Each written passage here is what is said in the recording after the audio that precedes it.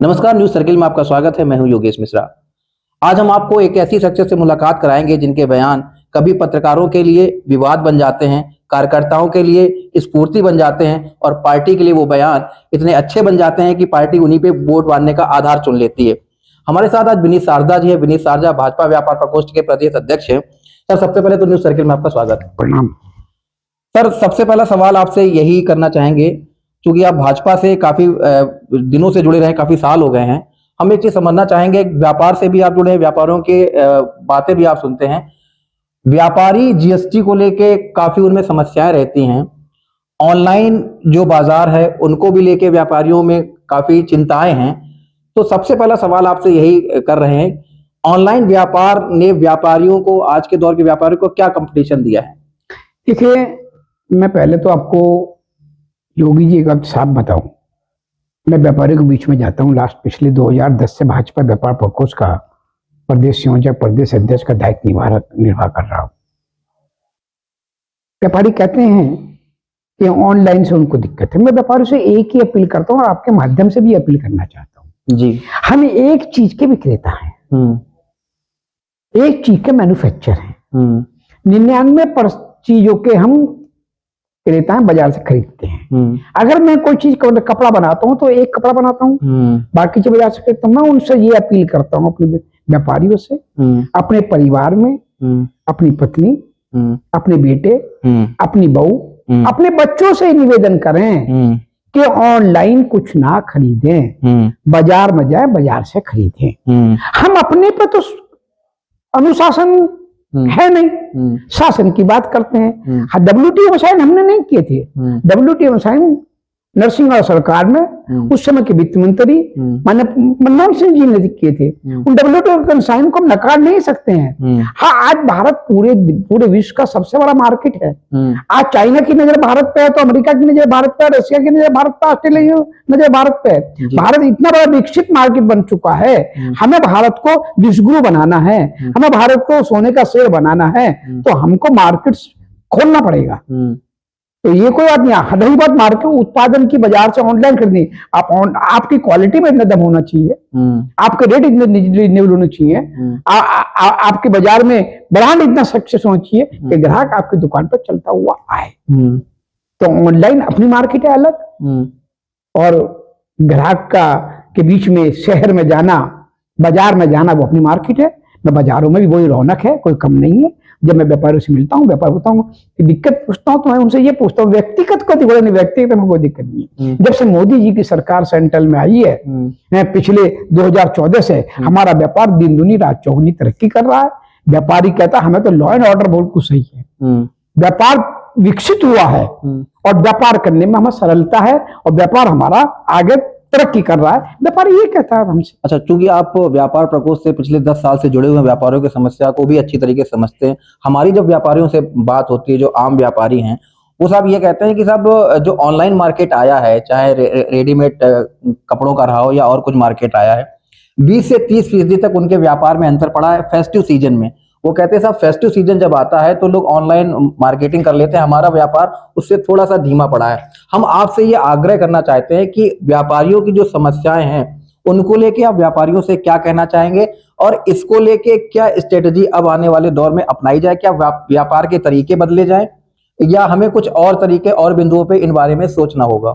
Yogi ji, number एक बात तो आपसे जो व्यापार मिला वो समाजवादी पार्टी और कांग्रेस की मानसिकता का मिला जी। जनरल व्यापारी जिसे किसी पार्टी से मतलब नहीं होता, वो कभी शिकायत नहीं करेगा। उसको पता मार्केट पहले से, भारत का मार्केट बहुत विकसित हो चुका है। और जो समाजवादी पार्टी या राजनीतिक समाजवादी पार्टी की मानसिकता काम करता है, वो आपसे बुराई करेगा। परंतु मेरा व्यापारी जो है भारत का, मेरा उत्तर प्रदेश का व्यापारी जो है, वो पूरी तरीके से आज अपने आप को सुरक्षित महसूस कर रहा है। योगी सरकार अपने आप को, उसे पता 24 घंटे बिजली उपलब्ध है, उसको पता है कि लॉ एंड ऑर्डर बिल्कुल सुरक्षित है। आज उससे हफ्ता वसूली, रंगदारी, चौथ वसूली नहीं मांगी जा रही। आज व्यापारी 24 घंटे में आज व्यापार कर रहा है। आज उसके बच्चे का अपहरण नहीं हो सकता है। आज कोई माइकलाल माफिया मेरे व्यापारी को उंगली नहीं उठा सकता है। मेरा व्यापारी उत्तर प्रदेश में सुरक्षित है, सुरक्षित माहौल में व्यापार कर रहा है। अरे आज से 2017 से पहले उत्तर प्रदेश में टाटा, बिरला, अंबानी, अडानी, देश विदेश के उद्योगपति उत्तर प्रदेश में व्यापार करने को घबराते थे, उत्तर प्रदेश में उद्योग डालने को तैयार नहीं थे। कारण 2017 से पहले उत्तर प्रदेश में लूट, डकैती, हत्या, रंगदारी, चोर वसूल से उत्तर प्रदेश जलता था। 24 घंटे मेरे 75 जिलों का सूबा उत्तर प्रदेश, 5 जिलों में बिजली आती थी, सड़कों में गड्ढे में सड़क का पता नहीं होता था। आज हमने एक्सप्रेस वे के जाल दे दिए, आज हमने चिकनी चिकनी सड़कें दे दी, आज हमने लॉ एंड ऑर्डर ऐसा कह दिया कि मतलब है कि बिल्कुल आज मेरा व्यापारी, मेरी माता बहनें सड़कों पर सुरक्षित हैं। आज किसान खेती कर रहा है तो उसको खुशहाली है। अच्छा, आज युवाओं को रोजगार है, आज व्यापारी को व्यापार है। आज टाटा है, बिरला है, अंबानी है, अडानी है, देश विदेश का उद्योगपति उत्तर प्रदेश में उद्योग डालने को लड़ाई थे। इसका जीता जागता सबूत है। 2017 के बाद हमने व्यापारी समिट की। अभी पिछली व्यापारी समिट में हमने 17 लाख करोड़ रुपए का टारगेट रखा जी निवेश का। 34 लाख करोड़ रुपए के ईएमओ साइन हुए और 10 लाख रुपए तो अभी धरातल पर जमीन पे 10 लाख करोड़ रुपए तो धरातल पर जमीन पे उनके निवेश हो चुका है। आप समझ सकते हैं ये मोदी और योगी की सरकार है मित्रों। इस मोदी योगी सरकार में जैसे कभी भागीरथ गंगा लाई थी तो पूरे विश्व का कल्याण हुआ था, ये भागीरथ के रूप में इसी बार श्री मोदी और श्री योगी उत्तर प्रदेश चले। उत्तर प्रदेश की विकास की गंगा भाई तो वो विकास की गंगा उत्तर प्रदेश से लेके पूरे देश में विकास की गंगा बह रही है और चौमुखी विकास की ओर मेरा भारत अग्रसर है। अच्छा सर, एक दूसरा सवाल और भी आता है। व्यापारियों की मांग रहती है कि वन डिस्ट्रिक्ट वन प्रोडक्ट के तहत एक डिस्ट्रिक्ट से एक प्रोडक्ट को आगे बढ़ाया गया। व्यापारियों की मांग रहती है कि साहब हमारे जिले में या कई ऐसे जिले हैं जहां पे बहुत सारे प्रोडक्ट बनाए जाते हैं, तो वन डिस्ट्रिक्ट की जगह अगर 2-3 प्रोडक्ट अगर उनको आगे बढ़ावा दिया जाए, क्या आपके तौर पे क्या इन बात को आगे बढ़ाया जाएगा? देखिए साहब, मैं फिर पूरी बात आ गई। 2017 से पहले उत्तर प्रदेश जंगल राज था। जंगल राज का भी कोई कानून होता होगा, उसकी धज्जियां समाजवादी पार्टी से उड़ाई जा रही थी और वन सिटी वन प्रोडक्ट तो उनको पता ही नहीं था। ये तो मैं योगी जी का उत्तर प्रदेश के यशस्वी मुख्यमंत्री योगी आदित्यनाथ जी का दिल से धन्यवाद देता हूँ। हमने उनसे निवेदन किया जब मैं भाजपा व्यापार प्रकोष्ठ का प्रदेश जब 2010 में बना, योगी जी 2017 में मुख्यमंत्री बने तो हमने निवेदन किया कि हमें बताया कि वन सिटी वन प्रोडक्ट क्या होता है। जैसे मेरठ का स्पोर्ट्स है, हापुड़ का गुड़ है जी, आपका खुर्जा का मट्टी के बर्तन है, आपके अलीगढ़ का ताले हैं, आपके मुरादाबाद का पीतल है, आपका पिलखवा की खादी है, गोरखपुर का हैंडलूम है, आपके बनारसी साड़ी है, आपके लखनऊ के चिकन के कपड़े हैं, चिकन की साड़ी कपड़े हैं, आपके सहारनपुर के लकड़ी का फर्नीचर है। इसलिए ऐसा उत्तर प्रदेश के प्रत्येक 75 जिलों में लघु उद्योग को हमने एक मार्केट दे दी। हमारे उत्तर प्रदेश की इस स्कीम को केंद्र की सरकार ने, हमारी मोदी जी की सरकार ने इतना पसंद किया।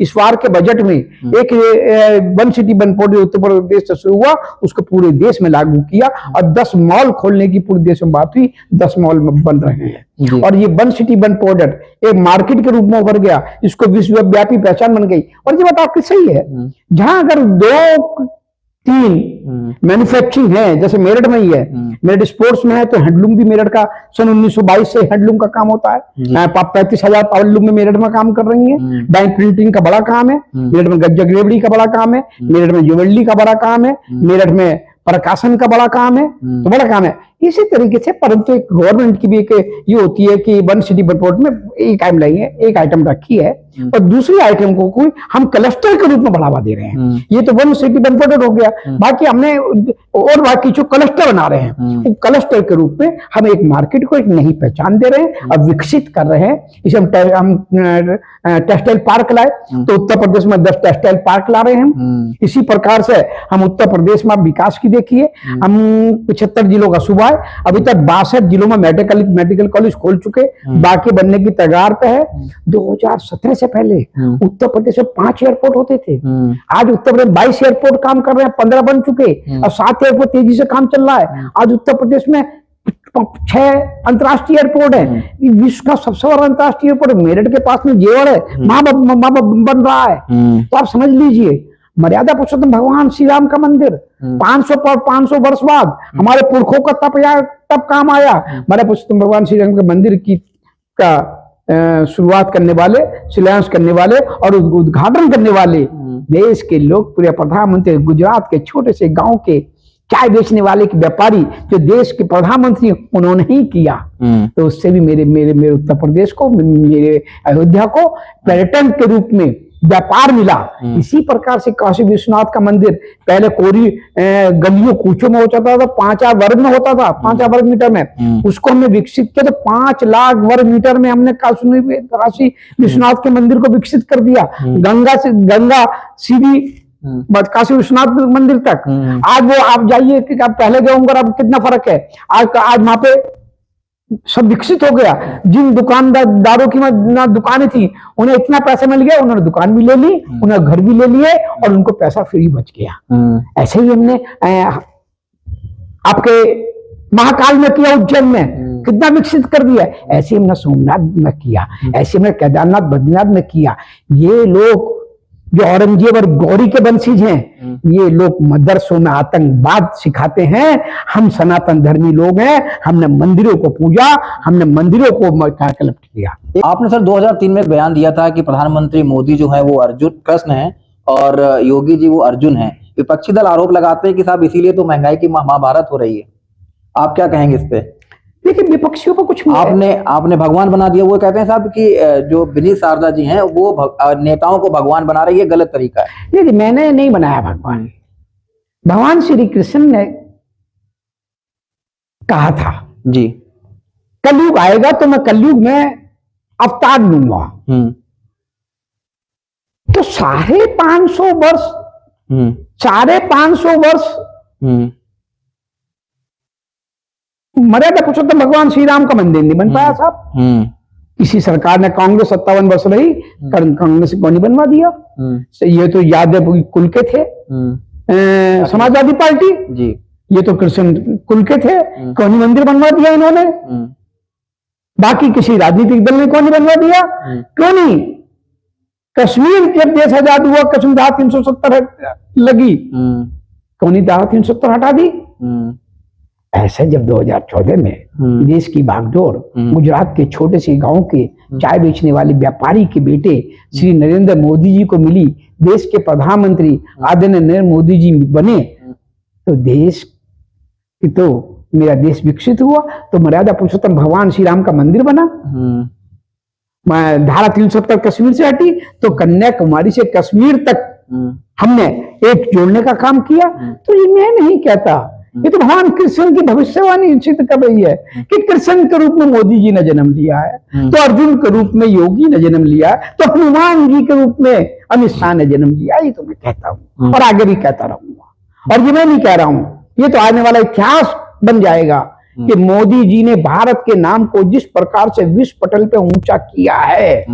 अब से पहले अनेकों प्रधानमंत्री हुए, अटल बिहारी वाजपेयी जी और लाल बहादुर शास्त्री जी को छोड़ के किसी ने भारत को विकसित करने में, सनातन धर्म का सम्मान करने में, व्यापारी से लेके किसान के हित की सोचने में, युवाओं को रोजगार देने में, माता बहनों को सम्मान देने में, व्यापारियों को उसके रोजगार को एक नई दिशा विकसित कर, इसमें अभी तक किसी ने क्यों नहीं सोचा? क्योंकि उनकी सोच नहीं थी सोच लाल बहादुर शास्त्री जी की थी। उन्होंने कभी नारा दिया था जय जवान जय किसान, थी अटल बिहारी वाजपेयी जी की। उनका मजाक इन कांग्रेसियों ने बड़ी लोकसभा में उड़ाया था। जब एक वोट से हमारी सरकार गिर गई थी, बड़ा उड़ाया था, तो उन्होंने कहा था एक बार, मुझे याद है, परम पूज्य अटल जी का वाक्य आज भी याद है, गुंजता है कानों में कि आज जो तुम मेरे पर हंसी उड़ा रही हो, कल तुम पर दुनिया हंसी उड़ाएगी। और पूरे भारत में एक दिन भारतीय जनता पार्टी की सरकार बनेगी। तो आज पूरे आज तीसरी बार आदरणीय नरेंद्र मोदी जी के नेतृत्व में भारतीय जनता पार्टी एनडीए की सरकार है। तो ये सरकार वो सरकार है जो भारत के नाम को विश्व पटल पे ऊंचा कर रही है। यह मोदी जी के नेतृत्व में वो सरकार है जो भारत के नाम को विश्व पटल पे, जिन्होंने भारत को एक नई दिशा दी। इसका कोरोना महाकाल में, कोरोना महामारी में इसका जीता जागता सबूत है। जहां कोरोना महामारी पूरा विश्व हाहाकार कर रहा था, वहां मोदी जी ने कोरोना महामारी को 1.5 साल भर के अंदर ही उसको समेट दिया और वैक्सीन विकसित करके अनेकों देशों में, दसियों देशों में फ्री में वैक्सीन दे दी और भारत को 3-3 डोज लगवा दी। और भारत की 140 करोड़ देवतुल्य जनता को आज अगर कोरोना के बाद विकसित करने का अगर किसी को मौका मिला, किसी ने विकसित किया, तो देश का प्रधानमंत्री नरेंद्र मोदी जी है, जिन्होंने कोरोना को भी लताड़ते हुए, कोरोना को भी भगाते हुए भारत की अर्थव्यवस्था को मजबूत किया। अच्छा सर, एक सवाल और आता है, 2 नारे इस समय बड़े ट्रेंड में चल रहे हैं, कटोगे तो बटोगे, एक रहो तो एक रहेंगे तो सेफ रहेंगे। इन दोनों नारों में आपको कौन सा नारा पसंद है? दोनों सेम है। क्या फर्क है? तुर्कों का जमाना था, तुर्कियों का नहीं, आपको अच्छा कौन सा नारा? मैं बता रहा हूँ, मैं आपको बता रहा हूँ। योगी जी, तुर्कियों का जमाना था, उन्होंने हमको बांटा, हम कटे। मुगलों का जमाना आया, उन्होंने हमको बांटा, हम कटे। अंग्रेजों का जमाना आया, उन्होंने हमको बांटा, हम कटे। कांग्रेस का जमाना आया 70 वर्ष, उनने हमको बांटा, हम कटे। समाजवादी पार्टी का जमाना आया उत्तर प्रदेश में, उन्होंने बांटा, हम कटे। अब सनातन धर्मी, हिंदू धर्मी बटना नहीं चाहिए, ये हमारा नारा है। जब जब बटे हैं, जब जब कटे हैं। अगर 2024 के चुनाव में हम बटते नहीं तो हम कटते नहीं। हमारी सीटें 240 ना रहती, हमारी सीटें 350 आती, 100% आती। परंतु फिर भी एनडीए की हमारी सरकार बनी, फुल बहुमत की बनी। मैं अपने इस नारे से, अपनी सरकार के नारे से, अपने नेताओं के नारे से बिल्कुल मुझे खुशी है कि नारा दिया। जनता को भी खुशी है, जनता को चेत जाना चाहिए कि ये औरंगजेब गौरी का जमाना नहीं है। समाजवादी पार्टी के डीएनए में औरंगजेब गौरी घुसाया है, कांग्रेस के डीएनए में औरंगजेब गौरी है। औरंगजेब गौरी के जमाने में जिस प्रकार से हिंदुओं को बांटा जाता था, हिंदुओं को काटा जाता था, वो बंद होना चाहिए। अब हिंदुस्तान में रहने वाला प्रत्येक व्यक्ति अपने आप को हिंदू समझे, हिंदुस्तानी समझे। हिंदुस्तान में 140 करोड़ देवतुल्य जनता है, वो जो ये कहे कि हम भारत में रहते हैं, तो भारत में रहेंगे तो जय श्री राम कहेंगे, भारत में रहेंगे तो वंदे मातरम कहेंगे, भारत में रहेंगे तो जय श्री राम कहेंगे, भारत में रहेंगे तो बौद्ध को याद करेंगे, भारत में रहेंगे तो कृष्ण को याद करेंगे। तो ये जब तक एक रहोगे, जब तक सेफ रहोगे, जब तक बटोगे नहीं तो कटोगे नहीं। ये सही है। एक सवाल सर और आता है, जब आप कह रहे हैं 140 करोड़ देवतुल्य जनता है, हम एक रहेंगे तो सेफ रहेंगे, हम सेफ किससे रहेंगे? किससे डर है हमको? डर जो बता रहे हैं औरंगजेबी मानसिकता से।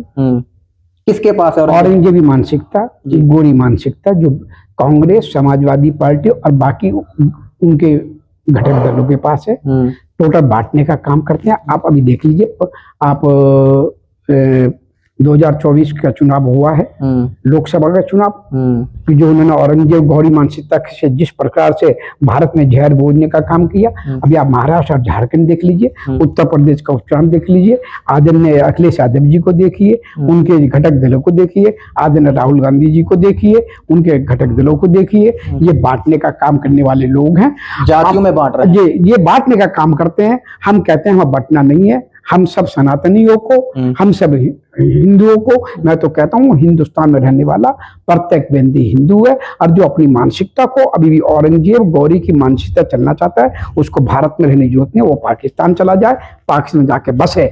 भारत में रहना है तो हमको एक रहना पड़ेगा। हम एक हैं तो हम सेफ हैं। हम जब तक बढ़ते रहे, हम करते रहे।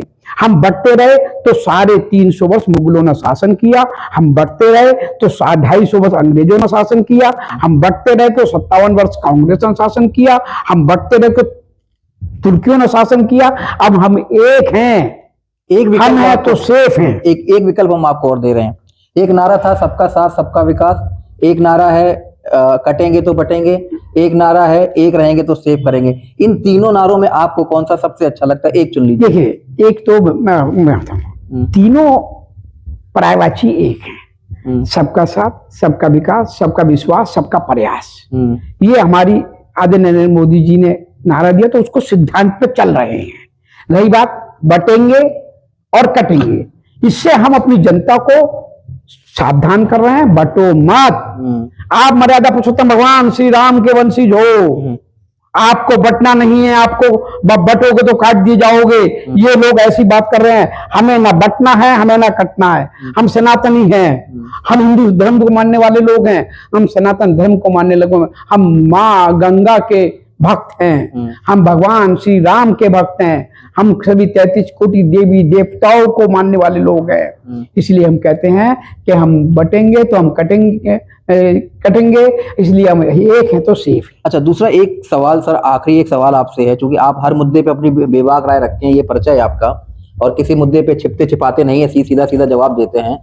अब एक आखिरी सवाल आपसे हम ये करना चाहेंगे कि मुद्दे कई हैं देश के अंदर। ये कहा जाता है, विपक्षी दल ये कहते हैं कि साहब जब विनीत शारदा जी से बात करेंगे तो कोई मुद्दा उनसे पूछो तो वो कहते थे पाकिस्तान चले जाओ। आपने एक बयान दिया था कि इंडी गठबंधन के लोग पाकिस्तान चले जाएं, ये अगर कोई महंगाई पे सवाल करे तो पाकिस्तान चले जाएं। ये आमतौर पे आवाजें आती हैं कि अगर हम बीजेपी वालों से कोई सवाल पूछेंगे तो वो पाकिस्तान का रास्ता दिखा देते, जबकि हमें तो हिंदुस्तान में रहता है। इन लोगों से आप क्या कहेंगे? जिन्ना को पूजने वाले लोग, जिन्ना मेरे देश को बांटा, जिन्ना की मानसिकता से काम करने वाले लोग, औरंगजेब की मानसिकता से काम करने वाले लोग, बाबर बोरी की मानसिकता से भारत में काम करने वाले लोग को भारत में रहने की जरूरत ही क्या साहब? मैं इसलिए उनको कहता हूं, अगर जिन्ना को पूछो तो पाकिस्तान जाओ, औरंगजेब को पूछो तो पाकिस्तान जाओ, बाबर को बोरी को पूछो तो पाकिस्तान जाओ। भारत में रहना तो श्री राम के सिद्धांतों पर चलना पड़ेगा। भारत में रहना तो भगवान कृष्ण के सिद्धांतों पर चलना पड़ेगा।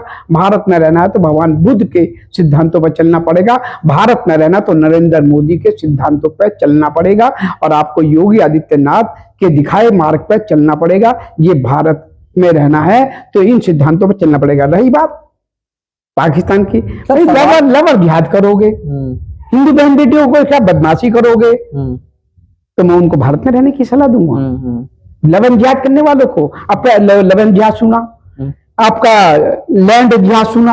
अभी आपने देखा चुनाव में महाराष्ट्र में और झारखंड में वोट जिहाद चल रहा है।